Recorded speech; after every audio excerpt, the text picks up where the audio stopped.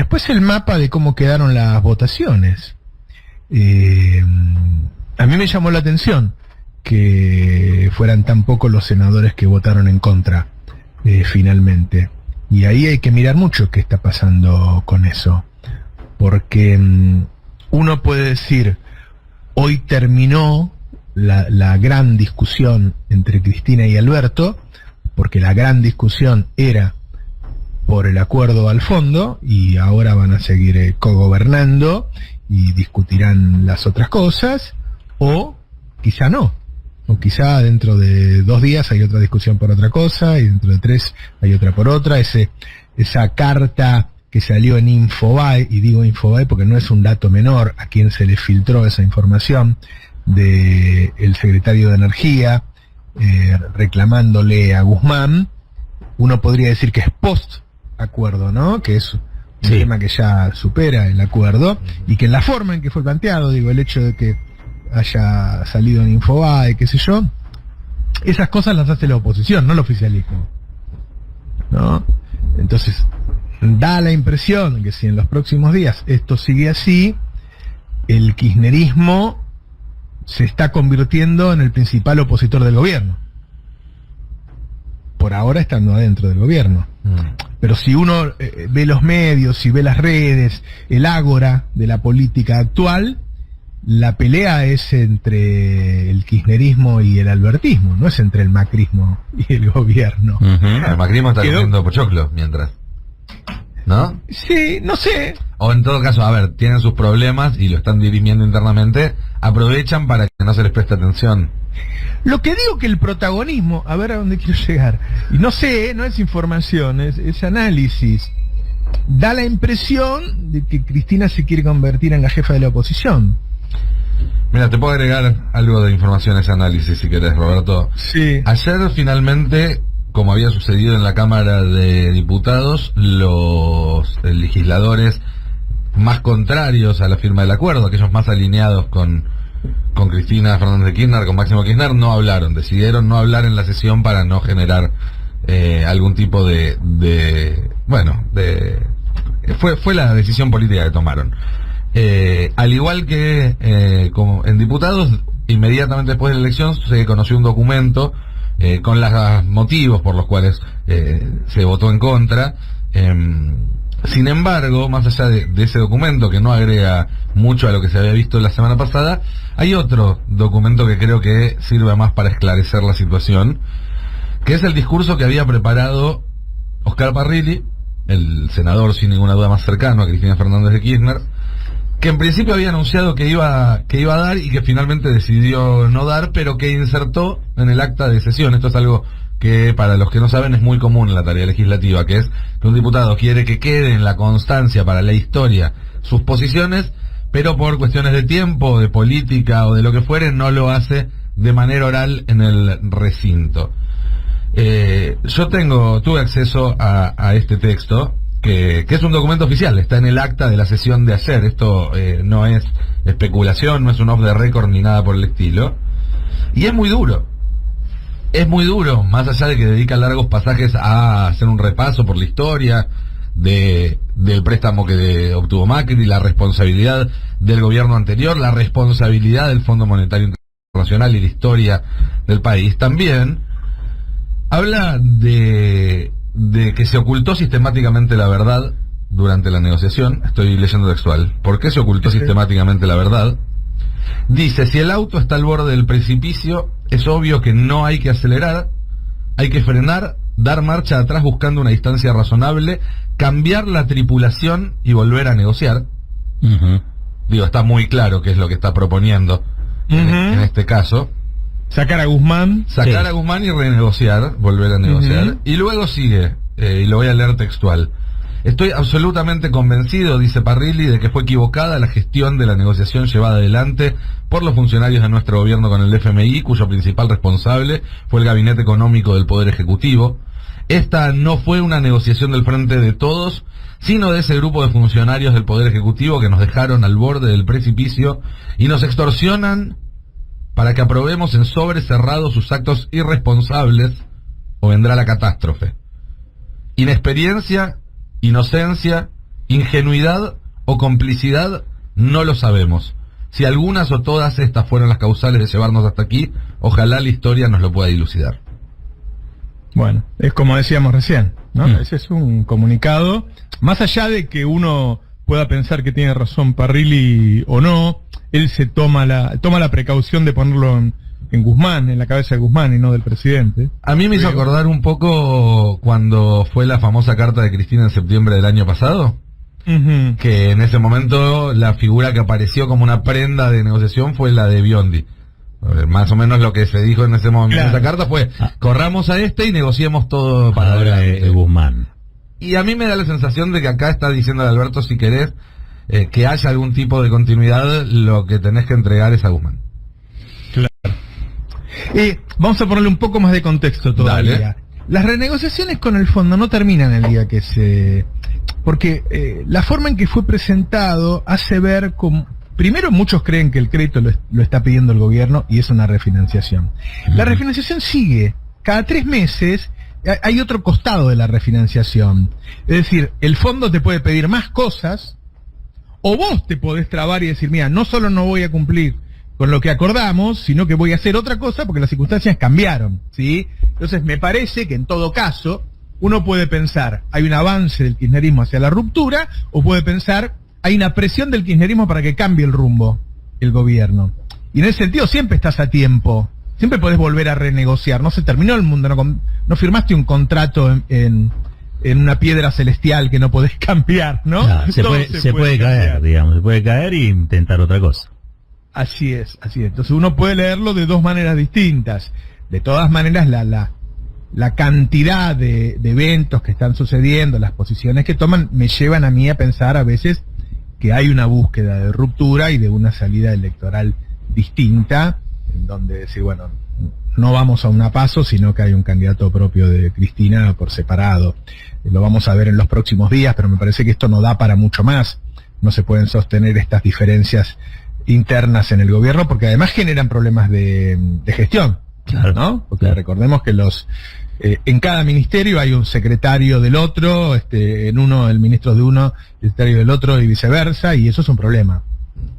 Entonces, si esto se ciñe al tema del fondo, bien, pero si avanza sobre otros costados, por ejemplo, como se avanzó ayer sobre el tema de la financiación de la energía, entonces quiere decir que estamos ante la inminencia de una ruptura y un nuevo rearme de todo el mapa de alianzas en la Argentina, ¿no? Sí. A mí me parece que hay algunas cosas que son de nacimiento y son difíciles de cambiar.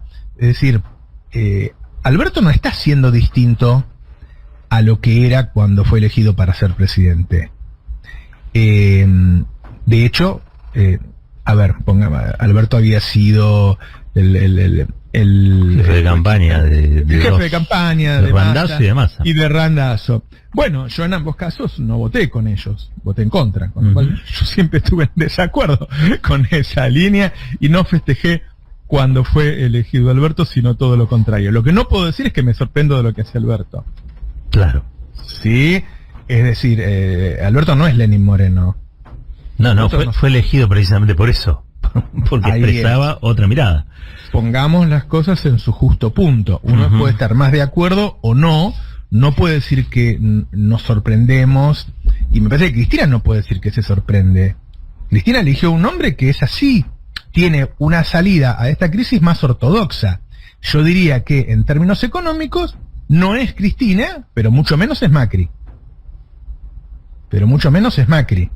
Y me parece que por más que a mí no me guste y que discrepe en general prácticamente con el 90% de la media que toma Guzmán, es cierto que en la región se está tomando ese camino. Que cuando uno ve los gobiernos de izquierda, que le llamamos de izquierda, que ganan, después no gobiernan como izquierda. Claro. Gobiernan como centro. Es decir, en la región, los partidos de izquierda que ganan, si uno escucha los discursos de Boric cuando era candidato y escucha los de ahora, no son Lula. O a Lula haciendo una alianza con la derecha directamente, ¿no? Porque lo que no podemos ignorar es que el lawfare sigue existiendo y que el lawfare tiene características concretas. No es una mirada, una sensación. El Lofer se cargó a Dilma Rousseff. El Lofer metió preso y le impidió ser candidato a Luis Ignacio Lula da Silva. Se cargó a Zelaya en Honduras, a Lugo en Paraguay, persiguió a Correa en Ecuador. Eso existe. Entonces ni el presidente ni sus funcionarios lo pueden ignorar. Cuando gobiernan lo toman en cuenta. Toman en cuenta cuando piensan si atacar o negociar, que otros gobiernos cuando atacaron cayeron. También uno podría decir que otros gobiernos cuando fueron cautelosos cayeron, ¿sí? Es decir, que no hace falta hacer una cosa o la otra para que te volteen. Lo que no podemos hacer es ignorar que eso existe, que hay límites al poder y que lo que generalmente se está haciendo y lo que intenta hacer Lula es decir, bueno, es la derecha la que me quiere voltear, yo negocio con una parte de esa derecha, armo un gobierno con esa parte de la derecha, necesito obviamente un tinte progresista, un candidato progresista para que el pueblo lo vote, y armo algo que le saque algunas piezas, algunos jugadores a esa derecha para que no me volteen. Es una cuestión táctica, ¿no? Me parece que eso es lo que está en discusión en Argentina. Y, obviamente, Cristina tiene algo que no tiene nadie, que no tiene Alberto, ni nosotros que somos opinadores, que es el cuidado de un legado y de un núcleo duro, que no es el núcleo duro de Cristina o el legado de Cristina, es el de todos los que queremos un país más justo. Yo también quiero cuidar el legado de Cristina. Yo también quiero que no se diluya el legado de Cristina. Me cuesta pensar cómo hacerlo, ¿no? Porque decir, bueno, manejate por el centro, porque por lo menos el pueblo no sigue cayendo, no sigue perdiendo, le devolvés los remedios a los jubilados, volvés a una reforma previsional como la de Cristina, le devolvés las compus a los chicos, el plan progresar, las cosas que decimos todos los días, ¿no? Tratás de devolverle a la población lo más que puedas de lo que le quitó Macri, estabilizás la situación y esperás a que el panorama político cambie y vos puedas volver con una política distinta. Ahora, todo esto, más allá de lo que opinemos nosotros, y por eso empecé con, bueno, ¿cuántos senadores votaron contra Alberto? Creo que fueron 13. 13. Sí.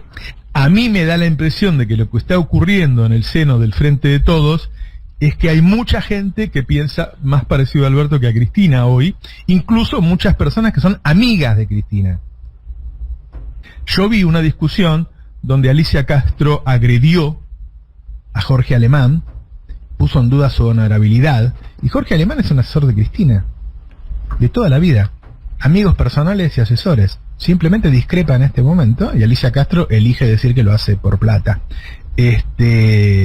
Cosa que niego absolutamente que Jorge Alemán sea capaz de hacer una cosa así.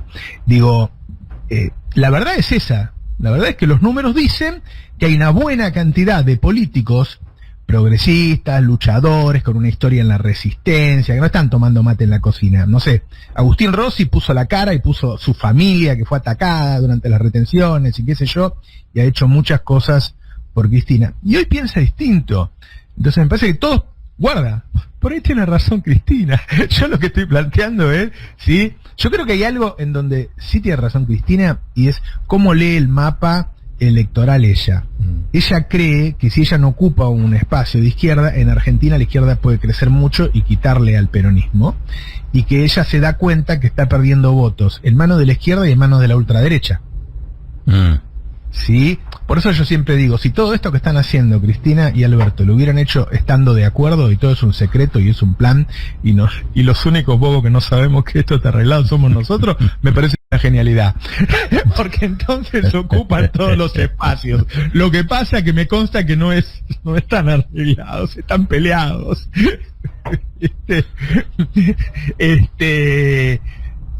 Ahora, bueno, claro, vuelvo al primer dato de cómo abrir la charla, 9% de suba de pobreza. Entonces, ¿cómo vos podés dar un debate tranquilo, ¿no? Y sentarse en una mesa y tomar el té y decir, Alberto, tú crees que es así, pero Cristina, debatámoslo? No, eso no puede pasar porque la situación es gravísima. Entonces, esa situación en la que uno, si mira a los ojos de Alberto, dice, bueno, toda la región está así, la región está por el centro, los gobiernos populares simplemente sobreviven, intentan devolverle a la gente algo de lo que pierde durante los gobiernos de derecha y esperar a una mejor situación estratégica para avanzar. O puede estar del lado de Cristina y decir, no, flaco, mira, si nosotros jugamos como estás jugando vos, perdemos todo y en la próxima elección sacamos 15 puntos y los puntos nuestros se los lleva la ultraderecha y la ultraizquierda. La verdad es que, qué sé yo, cuando suceda te digo, no lo sé. ¿Vos crees que hay alguna chance todavía de poder sintetizar algo o son caminos divergentes ya irreconciliables? A mí me parece que hoy los incentivos de cada uno son en contrario de la unidad. Me parece que Alberto piensa que hoy pierde más con Cristina que sin Cristina, y que Cristina piensa que hoy pierde más con Alberto que sin Alberto. Uno puede discrepar, vos me preguntaste lo que creo que va a ocurrir. Sí. ¿No? Yo voy a seguir bregando por la unidad totalmente, y repito, yo vine al casamiento con la novia y me voy con la novia. Por si alguno duda, ¿qué pienso yo? ¿No? Nos vamos con la novia, sumame vos. Claro. Pero, yo ayer hubiera votado por el acuerdo. Sí, porque la situación en Argentina no era para romper ayer con el fondo. En todo caso, podemos romper dentro de 3 meses, dentro de 6 meses. Yo quiero que entren 10.000 millones de dólares la semana que viene, que entre la guita del Banco Mundial y qué sé yo, y después, dentro de 3 meses, decirle al fondo, la verdad es que lo que firmamos no lo podemos cumplir, porque hay pandemia y hay guerra. A ver, yo te digo una cosa, para no ser buscado, la cosa se lo bastante parecida a lo que vos querés, digamos, ¿no? Digo, para no ser buscado, digo, deliberadamente por Alberto y por Cristina, sí. Más allá de la crisis, el acuerdo salió, las reservas se van a reforzar, en todo caso, lo revisable, lo que yo creo que hay que poner un poco en foco es chequísimo, o qué pasa, o qué va a pasar con el instrumento político. Pero en términos de llegar a un lugar donde se resuelve qué se hacía con esa deuda, qué se hacía con... Bueno, se refinanció. A un costo político alto, pero se refinanció. Claro. No, digo, o sea, ¿qué terminó pasando finalmente? Bueno, terminó pasando lo que el presidente quería que pasara, y es que este acuerdo se rubricara, ¿no? Un poco bajo lo que fue la explicación de su ministro de Economía, de Guzmán. Digo, yo para verlo en términos concretos, ¿no? Materiales, digo, más allá de todo el artificio, bueno, pasó lo que tenía que pasar. A mí, te digo, de la sesión de ayer del Senado, y lo comentaba con Nico, y lo comentábamos muy tempranito, lo que más me disgustó fue la alegría de opositora. Cuando veía a Gladys González, viste, dando cátedra de sus bancas. Estamos acá sentados ante este problema y con estas discusiones y estos enojos por culpa de esa gente, Pero un poco también es cierto que toda esta interna del peronismo permitió de alguna manera que Juntos por el Cambio se lave la cara. Porque ahora aparecen como los responsables, no en el sentido de la responsabilidad que tuvieron de Coto, sino como los responsables que garantizan la institucionalidad, la continuidad económica, política, la paz social, etcétera. Sí. Aparecen, lo hicieron. Bueno, sí, lo hicieron. Y van a explotarlo políticamente todo lo que puedan, lo cual es lógico. Sí, claro. Sí, por eso. Claro. Por eso. Y eso no deja de... me parece... A mí me da un poco de bronca. Voy a hablar un poco de lo que va a hacer Alberto hoy. Vamos. A ver. ¿No? A mí me parece que hay un problema de gestión política muy grave. Muy grave. A mí me parece que el ingreso de Agustín Rossi debería ser hoy. Mirá. Al gobierno. Yo creo que el gobierno necesita a Agustín Rossi ahí adentro. ¿Sí? A mí me sorprendió gratamente el trabajo que hace Gabriela Cerruti, pero el presidente no puede esperar que sea la hacedora de política. En todo caso, es la hacedora de comunicación un poco más prolija que lo que venía hasta ahora. Todo este proceso el presidente terminó llamándole guerra contra la inflación, que no era la idea esa. La idea era un plan antiinflacionario para evitar las consecuencias de la guerra. Esa era la frase, ese era el título, y bueno, a él le salió de otra manera. Solamente se puede hacer haciendo política. Es decir, la idea era esperar a hoy viernes, después de que se firmara el acuerdo, y sorprender con un plan antiinflacionario que incluyera que el campo pusiera mucha guita, hacen falta más de 1.000 millones de dólares para ser usados para paliar la suba del precio del trigo y del maíz. Es decir, ponerle un freno. La idea era congelar el precio de la harina. Se va a hacer eso. Se va a congelar el precio de la harina al precio anterior. Es decir, van a hacer bajar la harina, ¿sí? Hasta fin de año. Y deberían hacerlo, no sé si lo han logrado, también con el maíz, que luego es alimento de nuestros animales, que deriva no solo en el precio de la carne, del pollo, qué sé yo, sino también obviamente de todas las líneas de los lácteos, de los huevos y qué sé yo. Todo eso, el proyecto era, bueno, empecemos a instalar que hay una inflación de guerra en todo el mundo. Nosotros publicamos una nota que hizo el equipo de economía del Destape, en donde muestra la inflación de pandemia y la inflación de guerra en las principales potencias del mundo. Esto está pasando en todo el mundo, cada uno a su nivel, obviamente. Ellos antes tenían el 2% de inflación y ahora el 10%, y nosotros antes teníamos el 50% y ahora tenemos el 7%. Fíjate que eso es lo que más omiten los hegemónicos, ¿viste? Claro, claro. Yo le escuché negarlo, no omitirlo. ¿Viste? Bueno, peor. Yo decía que era mentira. Sí. Entonces digo, bueno, la idea era que el presidente instalara eso, y luego de instalarlo y de explicarle bien a la sociedad las razones de esa suba, decir, bueno, por eso necesito un sacrificio, necesito que los precios se retrotraigan, y para eso yo voy a hacer el trabajo, yo voy a generar subsidios cruzados y qué sé yo, al día anterior a la guerra, ¿sí? Y no conversar con el campo, porque conversar no sirve para nada, sino imponer medidas, pero que realmente las medidas no suenen a yo te la estoy afanando, sino que suenen a, flaco, esto es un periodo de guerra. Mientras dure la guerra, los precios de guerra no son para vos. Los precios de guerra no son para vos, ¿sí? Van a ser capturados por el Estado para mantener el precio de la mesa de los argentinos. Ahora, ¿qué se hizo? Se terminó una reunión entre el presidente, Culfas, Guzmán y Domínguez, y a los 10 minutos lo sabía toda la Argentina. Claro. Y el presidente va a hablar una semana después, cuando está instalado ya ahora, la gente no entiende nada, que tiene que ver las retenciones con la comida y qué sé yo. Vamos a ver hasta dónde hoy el presidente puede recomponer con su discurso todo eso, y que la población sepa que esto que está pasando en Argentina, esta inflación primero de pandemia y después de guerra, entonces que todo el mundo entienda, que todos los argentinos entiendan que lo que va a hacer Alberto no es contra nadie, sino es decir, bueno, yo tengo que cuidarlos de los efectos de la pandemia y de la guerra. Bueno, todo eso yo creo que se hizo mal, fundamentalmente, porque no hay un buen equipo que organice y que ayude al presidente en estas cosas. La medida que van a tomar, a mí me parece que está muy bien esa medida que se armó de juntar 400 millones de dólares para congelar el precio, para retrotraer el precio de la harina al día anterior a la guerra. Me parece bien pensado. Ahora, la forma en que se presenta está mal.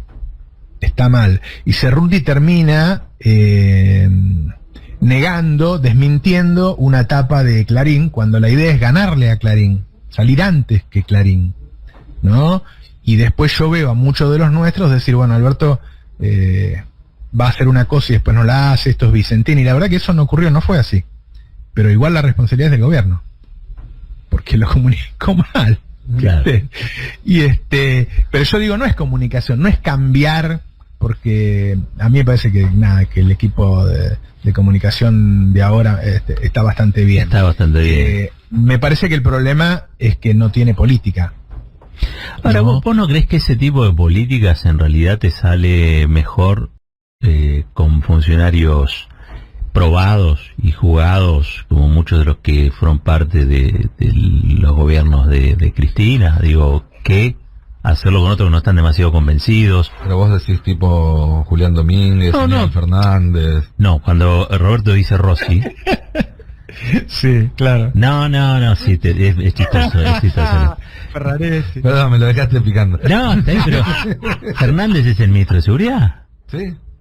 No, Fernández es el ministro de Seguridad. Domínguez pareciera no estar de acuerdo, si es el que filtró la cosa, pareciera, no sé, yo no lo sé, pareciera no estar de acuerdo. Pero digo, me parece que ahí Cristina, ¿vos no la tendría que tener al lado anunciando estas cosas? Seguro. Sí, yo creo Pero claro, ¿te imaginas la fortaleza política que te daría Cristina hoy sentada al lado de Alberto anunciando eso? Máximo no tendría que estar al lado. Todos. Sí, todos. Claro. Los gobernadores. los Por intendentes. eso yo decía, bueno, terminemos la discusión acá, ya sabemos quedó sentada la posición de cada uno respecto al fondo, y unámonos para bajar la inflación. Los gobernadores no, en muchos casos no están muy de acuerdo con esto, me parece. ¿Con qué? ¿Con qué? ¿Con lo de las retenciones? Sí. Bueno, pero los gobernadores salieron a contestar, a boquearle la tapa de Clarín. Pero además, Bueno, sí, si Clarín te maneja la comunicación, si esto no tenía por qué saberse, si esto podía haber sido de sorpresa y que aparezca el presidente. pero además hay una cuestión, digo, yo no creo que sea casual que justo ahora Daer esté a favor de las retenciones, Caló esté diciendo que si aumentan los precios hay que expropiar. Digo, hay un momento en el cual el malestar de la sociedad empieza a permear hacia sus dirigentes, tanto a nivel nacional, pero también a nivel local y a nivel sectorial. Digo, una de las cosas que a mí me preocupó cuando lo escuché a Caló el otro día en la entrevista que hicieron, Roberto, con ese tono de belicosidad, por así decirlo, que no es su tono habitual, es que a mí me da la pauta de que un trabajador metalúrgico, que son los que él tiene que defender y representar, que son de los trabajadores que mejor ganan en este país, no le están pasando bien para llegar a fin de mes, porque si no Caló no saldría con esta pone de punta, porque Caló no se la juega por Alberto ni por Cristina, Caló se la juega por sus representados, que son los que lo vuelven a elegir año tras año, o no sé cada cuánto es la elección en la UAM. Entonces, ahí hay un punto. Si Caló y Daer están tomando estas posiciones, no me extrañaría que también los gobernadores, que en general vienen con una matriz político-cultural similar, si se quiere, de un peronismo conservador, etcétera, también puedan apoyarte si les planteas esto, además, en términos que los beneficie. Coparticipá parte de los recursos que extraordinarios que eso sin duda. Hay un Eso montón sin de duda. herramientas para subirlos al barco, para decirles, muchachos, vengan y estén con nosotros. Lo hizo Cristina en su momento con el fondo de la soja. Claro, ¿no? exacto. Pero después me parece que también tienen como demasiado oído, si se quiere, para los sectores vinculados a la sociedad rural, la mesa de enlace. Digo, es una base electoral fuerte en sus provincias, ¿no? Córdoba, Santa Fe, digo, La Pampa muchas veces también. Digo, es como una base electoral fuerte y están como en esa situación, ¿no? Atenazados por eso. Yo digo, igual, Caló es poco. Me parece que tendría que ser más. Sí, claro. Más dirigente, más yo no sé qué opina Moyano sobre esto. Viste, Moyano está con mucho ruido. Entonces, ¿Qué sé yo? No, entonces no está opinando. Yo me acuerdo, ¿vos te acordás cuando Néstor dijo lo de los comandos civiles, Plaza de los Dos Congresos, acto impresionante? Arriba del escenario estaban todos, estaba toda la CGT, estaban los Moyano, estaban Yo estaba. gobernadores, sí.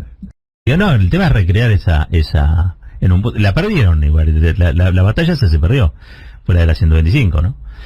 Bueno, pero la 125 fue la que parió el kirchnerismo que todos conocemos y queremos, ¿no? A veces las derrotas dan nacimiento a proyectos muy fuertes.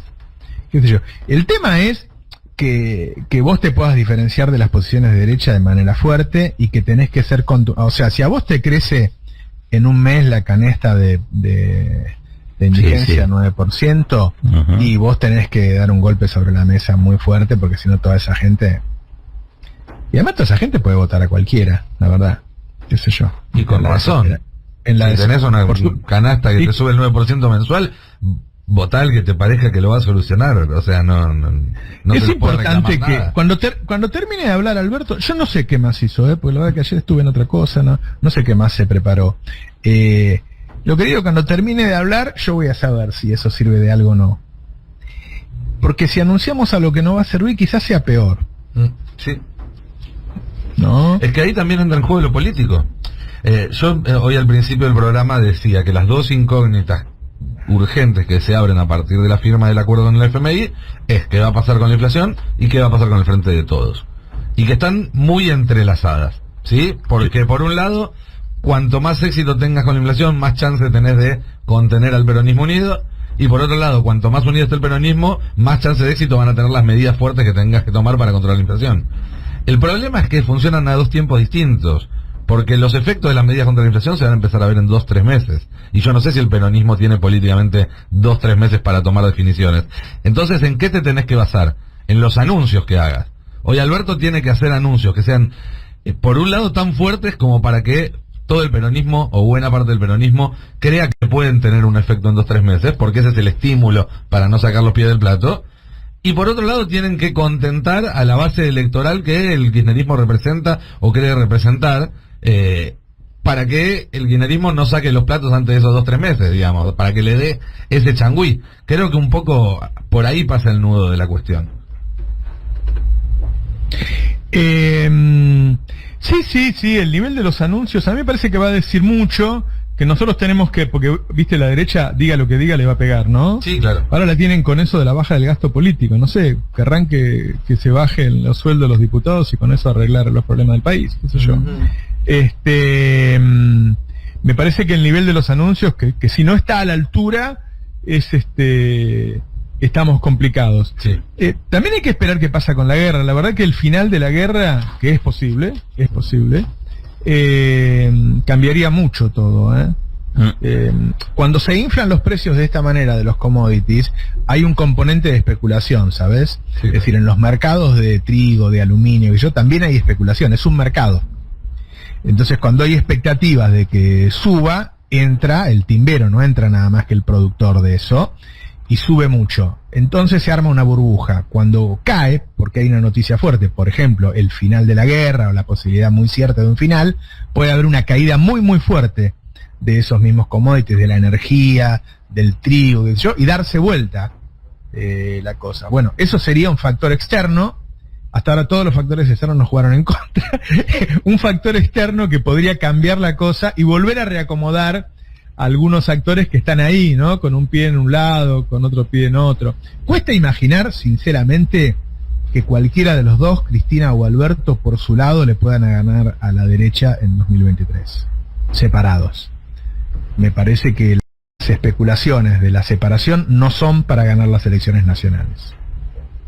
Son para, en todo caso, Cristina quedarse con la provincia de Buenos Aires en 2023 y Alberto, no sé, terminar su mandato con un apoyo corporativo y dejar el país ordenado e irse y decir, bueno, yo fui el presidente de la pandemia, fui el presidente que desendeudó el país o que refinanció la deuda y entonces no explotó, el presidente que se bancó el país en un momento de guerra internacional y qué sé yo.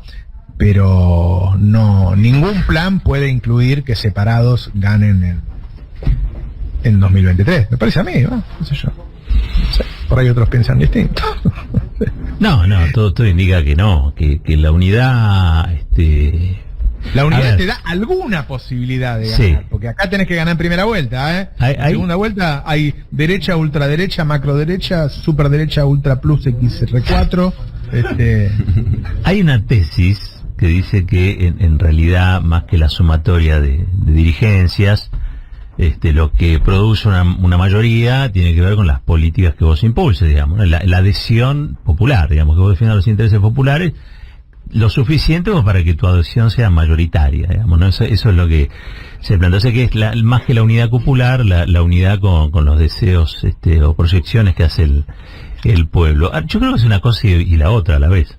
No me parece que sean antagónicas, digamos, ¿no? Y que hace falta que Cristina y Alberto se pongan de acuerdo, y hace falta también que se gobierne pensando en recrear esa nueva mayoría del año 2019, ¿no?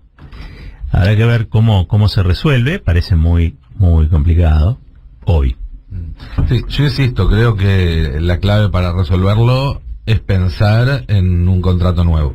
Es decir, bueno, pues el contrato que había hasta ahora evidentemente no funcionó, pero quizás los mismos actores, o una parte de esos actores, una parte sustancial, pueden sentarse a la mesa y rediscutir los términos. En ese caso a lo mejor se puede reconducir. No va a pasar por ósmosis, no va a pasar orgánicamente, no se van a poner de acuerdo de solo mirarse, digamos. Esto tiene que ser algo muy charlado, no puede ser algo de a dos, tiene que ser algo de múltiples partes, porque acá también entran en juego otros sectores, pero además porque tienen que haber garantes de lo que se acuerde. Cuando hay algo entre dos, uno sabe que después cualquier diferencia que surja depende de cómo se pongan de acuerdo esos dos, digamos. No hay un tercero que pueda funcionar como garante o como arbitraje en esa relación. Bueno, insisto, si se quiere hacer la unidad nuevamente, si esa es la disposición política, todavía creo que hay condiciones para hacerlo, pero requiere un trabajo enorme, sacrificio de todas las partes y un poquito de suerte que no nos viene acompañando también. Un poco de magia, ¿viste? Un poco de magia.